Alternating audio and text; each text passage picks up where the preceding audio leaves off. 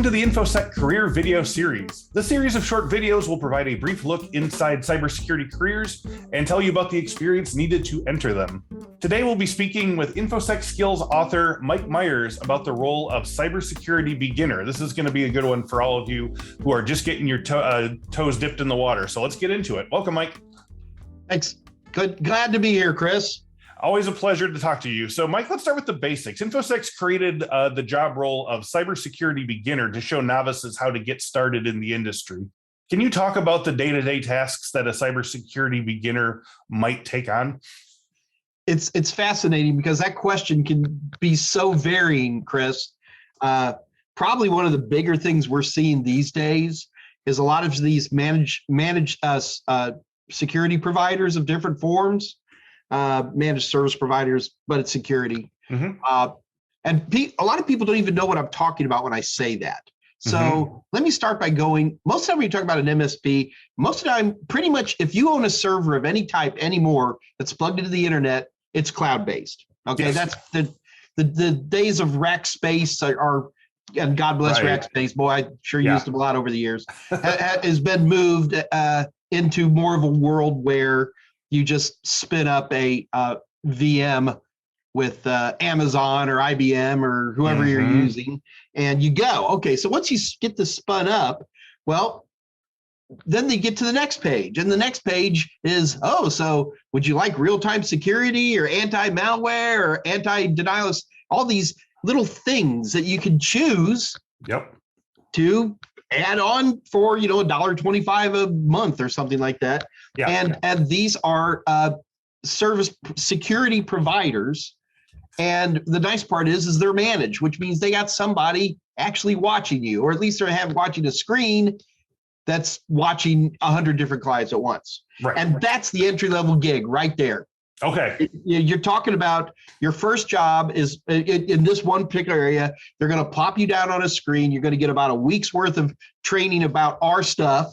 And they're not going to be asking you if you know what IPv4 is at this point. They just assume you know these things.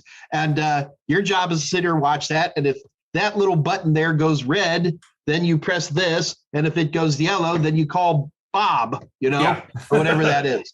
And so it's not the most exciting work. And if you're the new person, you're probably going to get the midnight to 8 in the morning shift. But it is the place from which a huge number of other security jobs are born. And so that would be one really serious example. The other example you run into, and equally not glorious, but now let's say now you're working for Amazon. Okay, so you're in one of the big Amazon where the computers are. Remember, when you're on the cloud, you're just using somebody else's computer, right? So Amazon hires tons of folks in there, and their security people and stuff like that tend to come from within. And you might be starting a job there, swapping out big racks of Dell servers or something like that, starting out. But you tend to move up fairly quickly from there. So, I mean, that would be a couple of examples. The thing you got to remember is that any entry-level job you're going to get in security, you're not going to be given any real authority. Because you don't have any skills yet. You don't want it, no one's going to throw you in a van and say, go, You're going to be heavily monitored. You're going to have direct supervision. And the job is usually going to be simplified to the point where after about 6 months, you're ready to try something new. Now, obviously, I think what I was hearing, especially in what you were saying there too, is I think having this comprehensive breadth of foundational knowledge is also going to kind of evaporate some imposter syndrome that people might be bringing to a beginner role, in the sense that you're not sitting there saying, I know pen testing stuff really well, but I hope they don't ask me about how to set up a network. If you know all these things to some degree, that they can throw anything they want at you. Realistically, can you do this? Can you do this? Yeah, I can do that. I can do this. And, I think that really puts you on such a more confident footing into what is, maybe a new industry for you. Oh, and worse than that is that we run into the exact opposite of imposter syndrome. Yeah. And what'll happen is, so a new person gets a new entry level job, and they do have that imposter syndrome. I'm not qualified to do this. Mm-hmm. And then after about a week, they're like, "Oh my God, I'm the smartest person in the room." Yeah. and that's just reflective of how fast IT security industry growth is. Right. We saw the same thing happen back in 1990 with the old Novell CNE. I saw the same thing happen back around 2001, 2002 with the Microsoft NCSE. The demand was so huge, we didn't care about imposter syndrome. We had so many people coming in. We have to make sure that good qualified people are coming through. And that's actually a big part. And I'm sure you guys at Infosec grind your teeth on that. What is the perfect type of courses? I mean, nobody has the perfect one, but I'd say you guys are as close as I've seen. Let's talk tools. I always like talking tools here. What are some common tools that cybersecurity beginners use? You mentioned, push this button, do that. So you're going to be working with things, and you're going to be working with them repetitively. But what are some examples of these kind of basic level cybersecurity tools? Well, there are no basic level cybersecurity tools. There's basic level cybersecurity employees. Yeah, and who are then coming into some fairly like Splunk might be a good example. Any type of SIEM tool. Okay. Most of the time, when you're going to be coming into in my experience, especially with the MSP type folks, is you're coming in empty-handed, and you're using their tools that they have issued, that they have highly customized. Yes, and it's not so important that you know the tool, Chris. They're prepared to teach you that. What they don't want to do is that you have no idea what's on the screen. You know what I mean? If it's a lot of these tools almost look kind of spreadsheet like, and you see, well, here's a bunch of IP addresses, here's a bunch of port numbers. You should be able to look at this thing, kind of see what they're trying to do here. Yes. And then it's just your training is like, okay, how do I play with that? You ever heard of Chuck Yeager? Oh yeah. All right. So Chuck Yeager was famous. Man, I got to tell you, certain people, when they passed away, I remember where I was. Yeager's one of them. Wow. Anyway, Chuck Yeager would walk up when he was at Edwards Air Force Base, and this is like in the late 40s, early 50s, and back when America was making all these new fighters. And he just kept going up to, every time there was a new fighter, he'd come up there and he'd go, "How do you start it?" Because there's a million different ways to start a jet fighter. Okay. And that was his way to indoctrinate himself into the new F-101 or F-104 or whatever. Yeah. And we kind of have to have that same attitude when it comes to tools.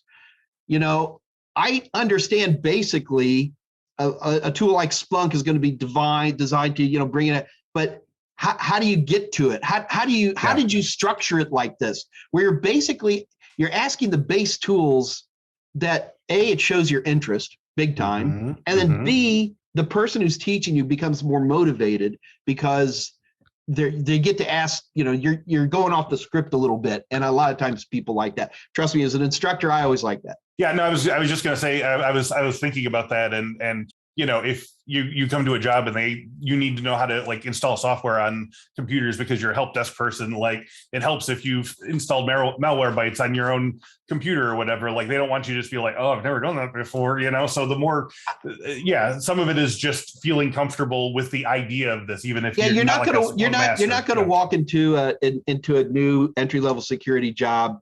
You're not going to be running Wireshark. You know what I mean? That they're not going to let you. I would be more tempted to tell a learner to concentrate on understanding the basics of TCP/IP than jumping ahead and trying to grab a tool like Splunk on your own. Because I'll tell you right now, what you look at as a default Splunk installation compared to what you'll see on your first day of job, you may not even recognize them as the same app.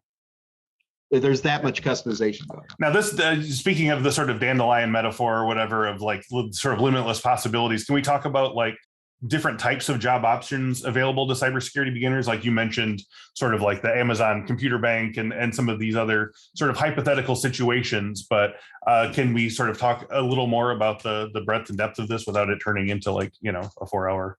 No, we can't. List? But I can at least get you started. Most of the entry-level IT security stuff, outside of a few very niche things that I've already described, most of the bread and butter gigs come from administration. We have more first entry-level IT techs than we ever had before. I'm not talking security, okay? And yes, in today's world, you're expected to replace your own mouse, okay? But you're not expected to be able to set up, system backup methodologies and stuff like that. And so we're seeing more and more techs, and a lot of these guys are remote. A lot of them work out of their house, which I'm not a big fan of personally, but I know for some people it's good. Here's me working out of my house as I say that. Yeah. You can tell it's a sunny day here in Houston, huh? I'm flashing everything behind me here. They're going to be administrative type jobs, and the kind of people who pick up the phone and say, "Have you tried turning it off and turning it back on again?" Right. Which is honorable work, and the problem is it's still a little challenging to get those because what title? And a lot of companies have entry level gigs, but they don't actually say entry level in them and stuff like that. And that's where I lean very heavily on tools like LinkedIn, some of the super powerful search features that help me zero in on those jobs. There's everything, Chris. I know here at the FBI here in the U.S. You can tell I've been talking to overseas folks all week. Okay. The FBI has the FBI is a great organization. If you're interested in law enforcement, federal law enforcement, I would tell anybody they should consider a career in the Federal Bureau of Investigation. They're very technology friendly folks. They have internships, which is it's collegiate level, but they have internships. We have regional computer forensics laboratories all over the country, which bring people in. And the nice part about the FBI is that they have a dictate to talk to their communities. So every FBI agent in the country is required to spend X amount of time per year, I don't remember what it is, in outreach. So you can actually call a local FBI field office and say, can we have a tour or something like that? And pending Corona and things like that, and every office is different. I'm not trying to say this is a thing, but you often be surprised how open the Bureau is about their job, and they're kind of proud of what they do. And, and there's lots of federal agencies that do that. I've been working with the Bureau since the 20th century in one way or another. So great.